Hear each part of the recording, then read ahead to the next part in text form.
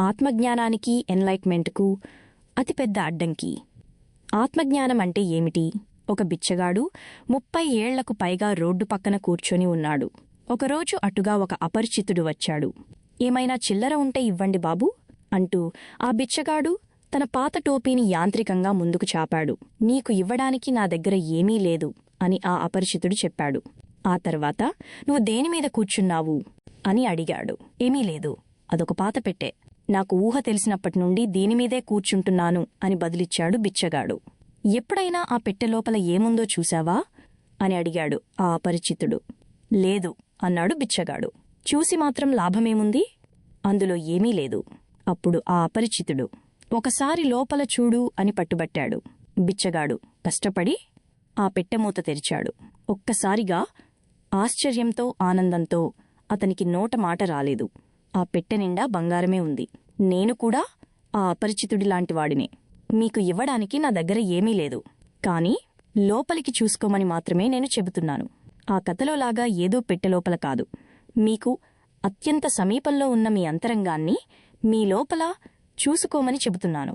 కాని నేను బిచ్చగాడిని కాదు కదా అని మీరు అనడం నాకు వినిపిస్తోంది. ఎవరైతే తమ నిజమైన సంపదను కనుక్కోలేదో వారంతా బిచ్చగాళ్లే.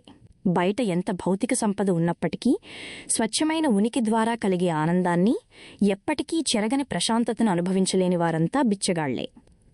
ఈ ప్రపంచం ఇవ్వగలిగే దానికంటే ఎన్నో రెట్లు గొప్పదైన నిధి వారిలోనే ఉన్నప్పటికీ వారు ఆనందం కోసం, గుర్తింపు కోసం, భద్రత కోసం లేదా ప్రేమ కోసం బయట వెతుకుతుంటారు. జ్ఞానోదయం, ఎన్లైటన్మెంట్ అనగానే అది ఏదో సాధించలేని మానవాతీతమైన విషయంగా మనకు అనిపిస్తుంది.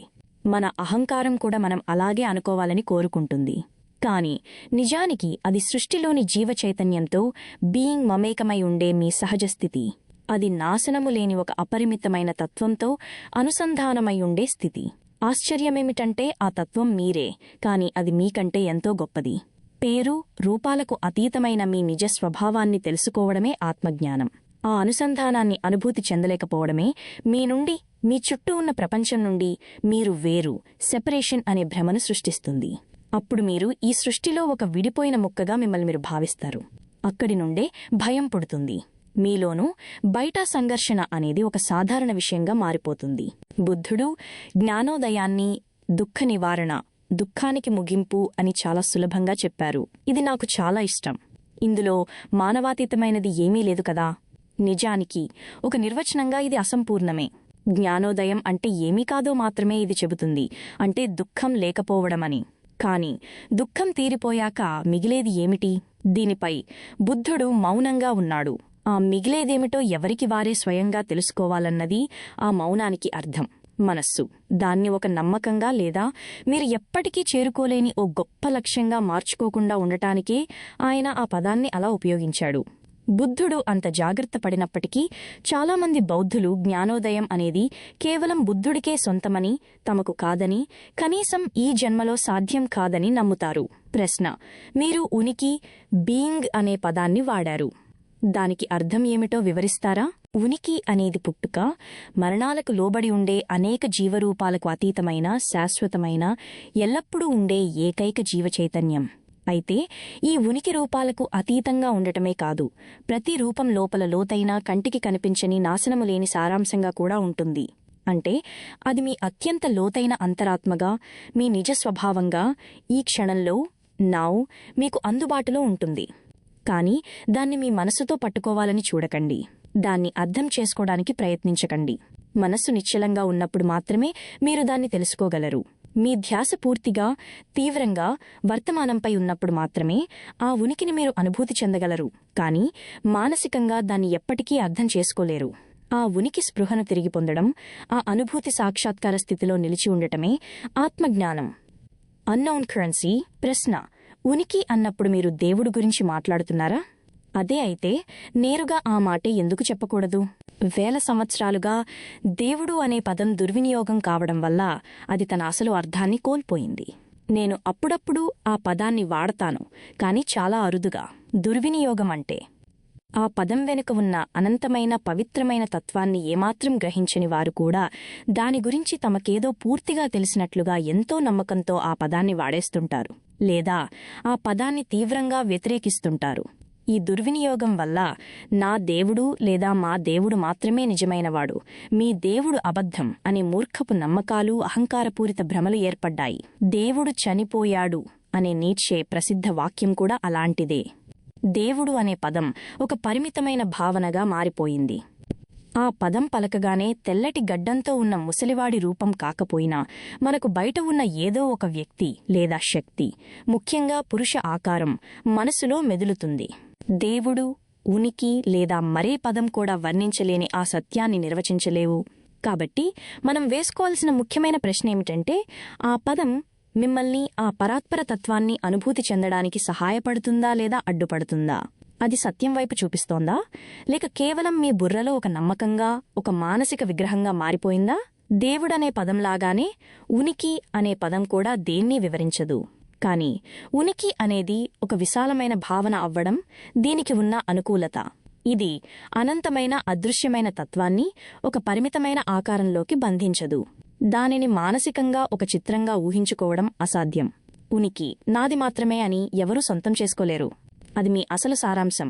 అది మీ స్వంత ఉనికికి సంబంధించిన అనుభూతిగా, నేను ఉన్నాను అనే ఎరుకగా మీకు వెంటనే అందుబాటులో ఉంటుంది. కాబట్టి ఉనికి అనే పదం నుండి దాని అనుభూతికి కేవలం ఒక చిన్న అడుగు దూరం మాత్రమే ఉంటుంది. Unknown currency. ప్రశ్న: ఈ సత్యాన్ని అనుభూతి చెందడానికి ఉన్న అతిపెద్ద అడ్డంకి ఏమిటి? మిమ్మల్ని మీరు మనస్సుగా భావించడమే, మనస్సుతో తాదాత్మ్యం చెందడమే.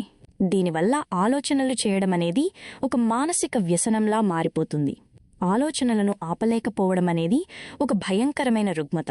కాని మనకది అర్థం కాదు, ఎందుకంటే దాదాపు ప్రతి ఒక్కరూ దీంతో బాధపడుతున్నారు కాబట్టి అది సాధారణమైన విషయంగా అనిపిస్తుంది. ఈ ఎడతెగని మానసిక గోల, ఆలోచనల శబ్దం ఉనికితో విడదీయలేని మీ అంతర్గత ప్రశాంతతను కనుగొనకుండా అడ్డుకుంటుంది. అంతేకాకుండా ఇది మనస్సు చేత సృష్టించబడిన ఒక కల్పిత నేనును సృష్టించి మీపై భయం, దుఃఖాల నీడను కప్పుతుంది. దీని గురించి మనం తర్వాత వివరంగా చూద్దాం. నేను ఆలోచిస్తున్నాను కాబట్టి నేను ఉన్నాను అని ప్రసిద్ధ తత్వవేత్త డెస్కార్టెస్ చెప్పినప్పుడు తానేదో గొప్ప సత్యాన్ని కనుగొన్నానని నమ్మాడు. కాని నిజానికి అతను ఒక అతిపెద్ద పొరపాటు చేశాడు. ఆలోచించడాన్ని ఉనికితో సమానం చేశాడు. మనస్సునే నేనుగా భావించాడు. ఆగకుండా ఆలోచించే ప్రతి వ్యక్తి, అంటే దాదాపు అందరూ, తాము ప్రపంచం నుండి వేరుగా ఉన్నామనే భ్రమలో జీవిస్తుంటారు. వారు నిరంతర సమస్యలు, సంఘర్షణలతో కూడిన సంక్లిష్టమైన ప్రపంచంలో బతుకుతుంటారు. ఇది ముక్కలైపోయిన మనస్సును ప్రతిబింబిస్తుంది. జ్ఞానోదయం అంటే పరిపూర్ణతతో కూడిన స్థితి, సృష్టితో ఏకమై ఉండే ప్రశాంతమైన స్థితి. అది బయట కనిపించే ఈ ప్రపంచంతోనూ, అలాగే కనిపించని మీ అత్యంత లోతైన అంతరాత్మతోనూ ఏకమై ఉండే స్థితి. జ్ఞానోదయం అంటే కేవలం దుఃఖానికి, సంఘర్షణలకు ముగింపు పలకడమే కాదు, ఆగకుండా వచ్చే ఆలోచనల బానిసత్వం నుండి విముక్తి పొందడం కూడా. ఇది ఎంత అద్భుతమైన స్వేచ్ఛ! మిమ్మల్ని మీరు మనస్సుగా భావించడం వల్ల భావనలు, పేర్లు, చిత్రాలు, పదాలు, తీర్పులతో కూడిన ఒక మందపాటి తెర మీ చుట్టూ ఏర్పడుతుంది. ఇది అన్ని నిజమైన సంబంధాలను అడ్డుకుంటుంది. ఇది మీకు, మీ అంతరాత్మకు మధ్య, మీకు తోటి మనుషులకు మధ్య, మీకు ప్రకృతికి మధ్య, మీకు భగవంతుడికి మధ్య ఒక అడ్డుగోడలా నిలుస్తుంది. ఈ ఆలోచనల తెర వల్లనే నేను వేరు, ఇతరులు వేరు అనే భ్రమ పుడుతుంది. అప్పుడు మీరు ఒక ముఖ్యమైన సత్యాన్ని మర్చిపోతారు.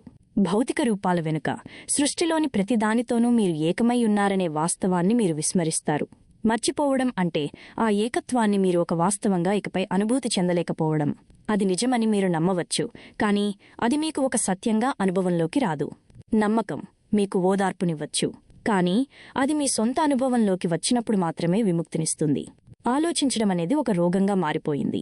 సమతుల్యత దెబ్బతిన్నప్పుడే రోగం వస్తుంది. ఉదాహరణకు, శరీరంలో కణాలు విభజించబడటం, వృద్ధి చెందడం సాధారణమే. కానీ శరీరంతో సంబంధం లేకుండా అవి ఇష్టానుసారం పెరిగిపోతే అదే క్యాన్సర్ లాంటి రోగంగా మారుతుంది. మనస్సు అనేది సరిగ్గా వాడితే ఒక అద్భుతమైన సాధనం, కానీ తప్పుగా వాడితే అది చాలా వినాశనకరం. ఇంకా ఖచ్చితంగా చెప్పాలంటే, మీరు మనస్సును తప్పుగా వాడుతున్నారని కాదు, అసలు మీరు మనస్సును వాడటమే లేదు. మనస్సే మిమ్మల్ని వాడుకుంటోంది. ఇదే అసలైన రోగం.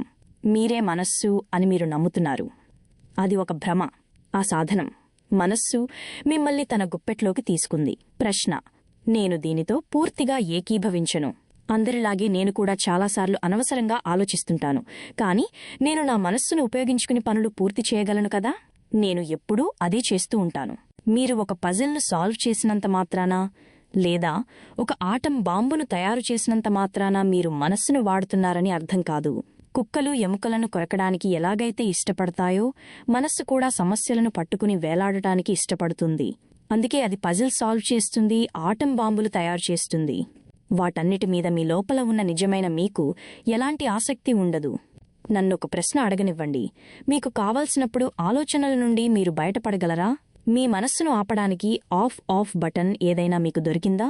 ప్రశ్న: అంటే ఆలోచనలను పూర్తిగా ఆపేయమంటారా? లేదు, నేను ఆపలేను. మహా అయితే 1-2 క్షణాలు ఆపగలను, అంతే. అంటే మనస్సే మిమ్మల్ని వాడుకుంటోంది. మీరు అచేతనంగా దానితో మమేకమైపోయారు. కాబట్టి దానికి మీరు బానిస అయ్యారన్న విషయం కూడా మీకు తెలియడం లేదు. ఇది ఎలా ఉందంటే, తెలియకుండానే మీలో ఏదో ఆత్మ ప్రవేశించినట్లుగా, ఆ ఆత్మను మీరే అనుకుని భ్రమపడుతున్నట్లుగా ఉంది. ఈ ఆలోచించే మనస్సును నేను కాను అని తెలుసుకోవడమే స్వేచ్ఛకు తొలిమెట్టు. దీన్ని తెలుసుకోవడం ద్వారా మీరు ఆ మనస్సును, ఆలోచనలను ఒక సాక్షిగా గమనించగలుగుతారు. ఎప్పుడైతే మీరు ఆలోచించే ఆ మనస్సును గమనించడం మొదలుపెడతారో అప్పుడు మీలో ఒక ఉన్నతమైన చైతన్యం మేల్కొంటుంది. అప్పుడు ఆలోచనలకు అతీతమైన ఒక అనంతమైన చైతన్య సామ్రాజ్యం ఉందని, ఆలోచన అనేది అందులో ఒక చిన్న భాగం మాత్రమే అని మీకు అర్థమవుతుంది. నిజమైన సౌందర్యం, ప్రేమ, సృజనాత్మకత, ఆనందం, అంతర్గత ప్రశాంతత ఇవన్నీ మనస్సుకు అతీతమైన స్థానం నుండే ఉద్భవిస్తాయని కూడా మీరు గ్రహిస్తారు. అప్పుడు మీలో మేల్కొలుపు, ఆత్మజ్ఞానం ప్రారంభమవుతుంది. Unknown currency